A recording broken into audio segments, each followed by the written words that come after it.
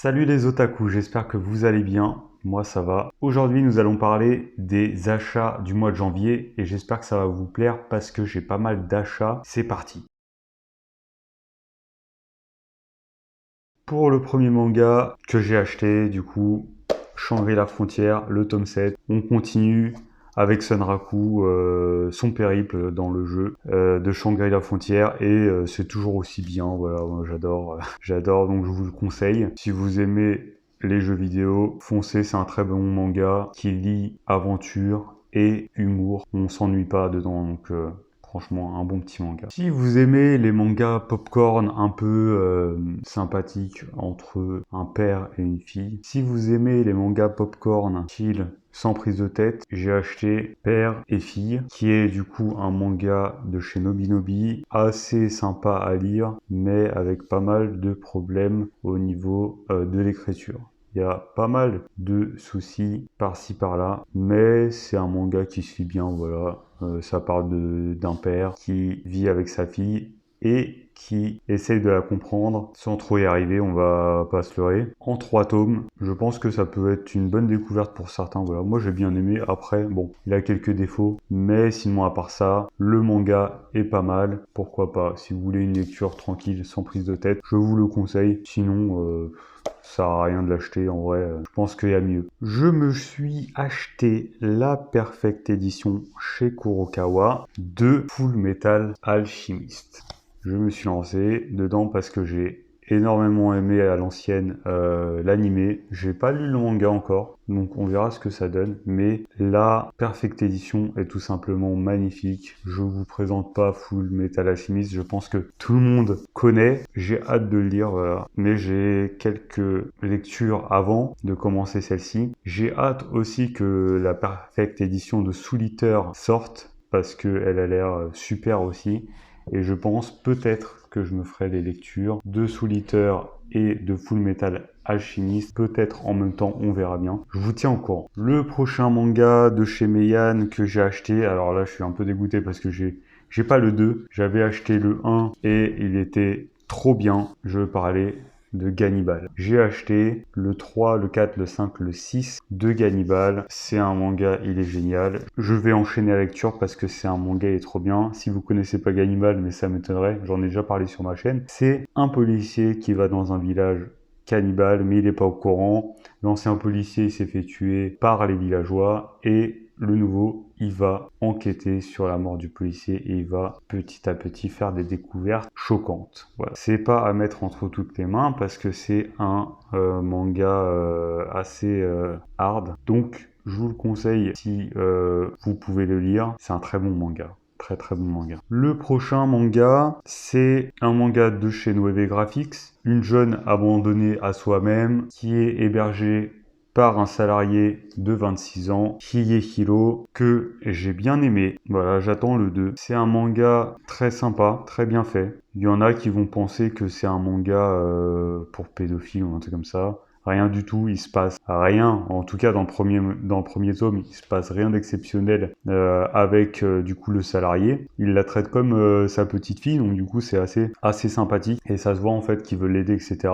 Et je pense que dans le tome 2, on verra par la suite ce qui s'est vraiment passé avec cette jeune fille. Hâte de lire le 2, on verra bien. Le tome 6 est sorti il y a pas longtemps de chez Kiun, c'est un shonen. J'ai les 5 premiers avec le tome 5 collector. J'ai acheté le tome 6 de Frieren. Je viens de commencer à le lire, donc du coup je peux pas trop vous en parler, mais Frieren vous connaissez. Beaucoup de chaînes YouTube manga en parlent. C'est un classique en ce moment, voilà, c'est la lecture chill par excellence avec aussi Escala Yokohama qui est vraiment sympa. Franchement, je vous conseille, l'univers est génial.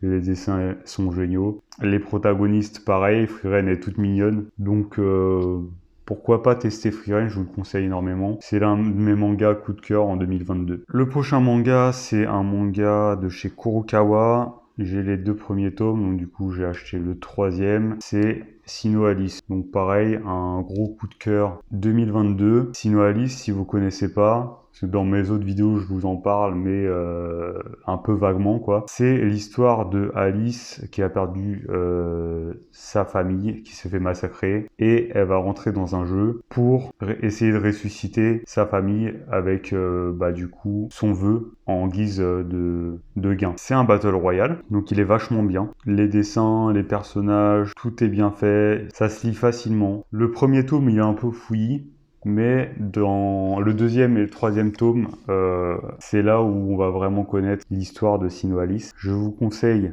de le tester, car Sinoalis, c'est pas un manga dont beaucoup de personnes parlent sur les réseaux, mais je trouve ça très bien ficelé en fait. Le prochain manga, c'est un manga de chez Kurokawa. J'ai le tome 1, c'est tiré d'un jeu vidéo, c'est Nier Automata, le tome 2. J'ai bien aimé le premier, j'ai pas encore eu le temps de lire le deuxième. Si vous connaissez pas Nier Automata, c'est Yora qui va sur la planète Terre pour reprendre la planète aux formes de vie mécanique, donc aux robots. Si vous connaissez le jeu vidéo, vous connaissez l'univers, c'est vraiment un univers super sympa. C'est pas le meilleur manga que j'ai lu pour l'instant, à voir avec le tome 2 comment ça se passe. Mais franchement, si vous êtes fan de la licence, pourquoi pas tester? Puis vous m'en direz des nouvelles. Un manga dont tout le monde parle en ce moment, je m'y suis lancé, enfin, de chez Vega Dupuis. Je parle de Manchuria Opium Squad. Si vous ne connaissez pas Manchuria Opium Squad, c'est Isame, un jeune qui est envoyé à la guerre,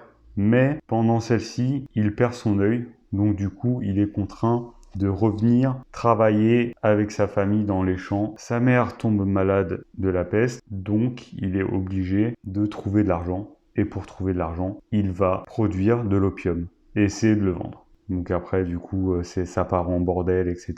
Et il va se faire attirer dans des histoires pas possibles. Voilà. J'ai vraiment bien aimé ce tome 1. Il y en a qui disent qu'à partir du tome 5 ou 6, ça commence à ralentir. Mais pour l'instant, le tome 1, c'est un tome de très grande qualité. L'histoire, donc du coup, ça se passe pendant la guerre en Mandchourie. C'est ce qui m'intéresse parce que du coup, j'adore ça. Les dessins sont super beaux, rien à dire. Franchement, si vous n'avez pas encore lu Manchuria Opium Squad, je sais pas ce que vous attendez parce que pour l'instant, c'est l'un de mes mangas que j'ai commencé en 2023 qui me plaît le plus, donc je vous le conseille fortement. Chez VK Dupuis aussi, une nouveauté, Rebuild the World, un manga du coup qui se passe dans un monde dévasté. Akira a besoin d'argent, parce que du coup c'est comme un peu dans beaucoup d'histoires, les riches sont dans leur forteresse tranquillou et les pauvres ils sont obligés de se battre pour se nourrir, etc. Donc la seule manière pour Akira d'avoir de l'argent, c'est de devenir chasseur. En gros, quand vous devenez chasseur, vous tuez des monstres et après vous pouvez avoir des reliques rare. Pendant son périple, il rencontre Alpha, une jeune femme qui va l'aider pour qu'il devienne le meilleur chasseur. J'ai apprécié ce tome 1 malgré le fait que l'histoire est un peu basique. Les dessins sont sympas aussi. Le seul problème, même si j'aime bien tout ce qui est pervers, etc., je trouve que le fanservice est beaucoup trop présent, mais c'est pas un fanservice hardcore. Ça veut dire, on voit les formes, on voit pas ce qu'il y a en dessous. Donc, en soi, ça fait un équilibre, mais je trouve qu'elle force, le personnage, il force un peu trop pour que Akira la remarque. Et c'est vraiment dommage. Mais à part ça, c'est quand même un bon shonen, donc je vais le continuer, on verra ce que ça va donner. J'ai acheté chez Doki Doki un manga qui parle d'une petite fille qui revit sa journée encore et encore. Je parle de Coffee Moon, donc du coup j'ai pris les 2 premiers tomes. Je vais vous dire franchement, j'ai vraiment beaucoup aimé ces 2 tomes, malgré que l'histoire ça soit du vu et revu, mais je trouve que c'est du vu et revu à sa sauce. Ça veut dire que le but de la petite fille, le moyen de sortir de cette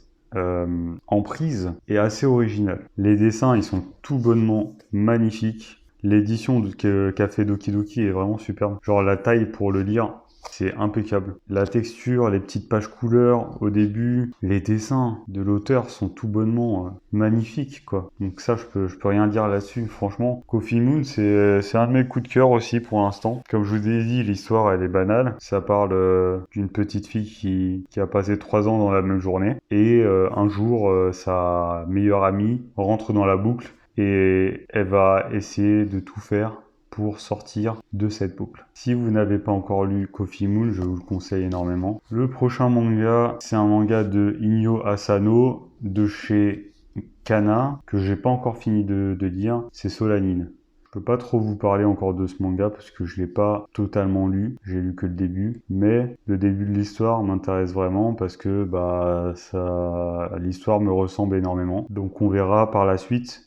Je vais sûrement vous en parler plus tard dans une prochaine vidéo, on verra bien. Mais de ce que j'ai lu pour l'instant, c'est un super bon manga. En plus, les dessins sont assez particuliers mais plaisants à l'œil. Et je trouve l'édition très jolie. Même si c'est une grosse édition, je la trouve assez maniable et assez confortable à lire. Donc je vous en parlerai plus en détail quand j'aurai lu l'entièreté du manga. Le prochain manga qui se passe du coup pendant la Seconde Guerre mondiale en Yougoslavie de chez Revival, c'est Fleur de Pierre, un de mes coups de cœur aussi en 2022. Mais je l'ai acheté, je l'ai acheté en décembre, fin décembre, donc du coup, ça rentrait pas dans la vidéo achat novembre-décembre. Et c'est un manga sur la Seconde Guerre mondiale, donc j'adore ça. En Yougoslavie, il y a beaucoup d'action, beaucoup de rebondissements, beaucoup de vérité aussi, hein. Dans ce manga, on apprend des choses, hein. Si vous aimez pas l'histoire et que vous êtes nul en histoire, achetez Fleur de Pierre et vous allez être expert. Plus sérieusement, Fleur de Pierre, donc du coup l'édition elle est à 22 €. Mais franchement, ça vaut le coup de l'acheter. Elle est magnifique, l'édition. Elle est grosse, un peu difficile à lire. Je vous conseille peut-être de vous poser sur une table et le lire sur la table parce que dans le lit ou autre, c'est un peu compliqué vu que c'est grand. Mais c'est un super bon manga. Enfin, je sais même pas si on peut le classer en manga, mais BD manga, on va dire. Mais franchement, ça vaut le coup parce que ça raconte le passé humain. Et je pense que pour avancer dans l'avenir, il faut connaître le passé. Donc là, je vais vous montrer 3 mangas que j'ai pas encore lus et que du coup, je sais pas trop quoi en penser, quoi vous dire dessus. Il y a From the Red Fog, donc du coup que ma copine m'a acheté, que j'ai pas encore lu, donc je connais pas l'histoire. Je vais vous lire le synopsis vite fait. Dans l'Angleterre du 19e siècle, déchiré entre ordre et chaos, entre richesse et misère, vit un jeune garçon nommé Rwanda, fils d'une terrible tueuse. Il passe son existence enfermé dans le sous-sol de sa demeure. Le jour où il parvient enfin à se libérer, il découvre le monde, les mains couvertes de sang. Quel sort le destin réservera-t-il à cet orphelin qui ne connaît que la mort et la souffrance? C'est un manga de Panini Manga, donc dès que j'ai fini les autres lectures, je vais m'y mettre. Je pense que ça peut être une bonne découverte. Pareil, du coup, un manga sur la Seconde Guerre que j'ai acheté mais j'ai pas encore eu le temps de le lire. C'est Les Amants Sacrifiés. J'en ai entendu beaucoup de bien. Donc voilà, hein, c'est pareil. Sauf que du coup, ça se passe au Japon, je crois. Oui, donc du coup, ça se passe au Japon. Et si je me trompe pas, son époux, il va aller en Mandchourie pendant la guerre. Et franchement, ça a l'air un manga super, voilà. Les dessins sont vraiment plaisants. Et l'histoire, c'est la Seconde Guerre mondiale, donc du coup, c'est sûr que je vais aimer. Dites-moi si vous l'avez lu dans les commentaires. Dernier manga, alors celui-là, je l'ai pas acheté du coup, c'est ma librairie qui me l'a donné. Ça s'appelle Ushijima. Derrière, il est marqué quoi? Rien n'est gratuit dans la vie. Pour la suite, il va falloir passer à la caisse et ça sera avec les intérêts. À ce qui paraît, c'est un manga très très sombre. Genre, c'est vraiment les bas-fonds du Japon, histoire de Yakuza, etc. Je vais voir, je vais le lire. Et puis, on en reparlera peut-être quand je l'aurai lu. Voilà pour cette vidéo achat manga, j'espère que ça vous a plu. Il y aura sûrement d'autres achats fin janvier, mais du coup, qui apparaîtront dans la prochaine vidéo achat manga du mois de février. Si ça vous a plu, n'hésitez pas à me dire ce que vous avez acheté. N'hésitez pas à liker cette vidéo et à vous abonner. Merci d'ailleurs à ceux qui sont abonnés depuis le début de la chaîne, ça me fait plaisir. Et je vous dis à la prochaine pour de nouvelles vidéos. Salut!